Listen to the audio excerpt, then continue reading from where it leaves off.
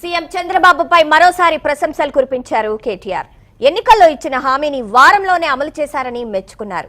కానీ సీఎం రేవంత్ మాత్రం ఇప్పటి వరకు పెన్షన్లను పెంచలేదని ఫైర్ అయ్యారు.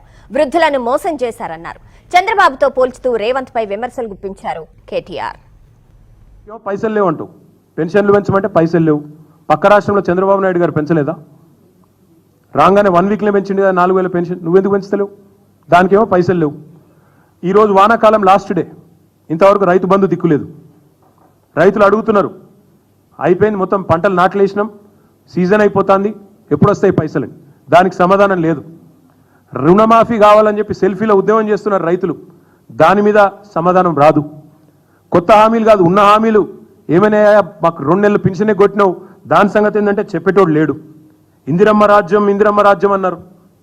మరి ఇందిరమ్మ రాజ్యంలో మీరు ఇండ్లు కట్టిస్తారని ఓట్లేసారు. ఇందిరమ్మ ఇండ్లు అని మీరే చెప్పిండ్రు, కానీ పేదల ఇండ్లు కూలగొడతామని ముందే చెప్పిన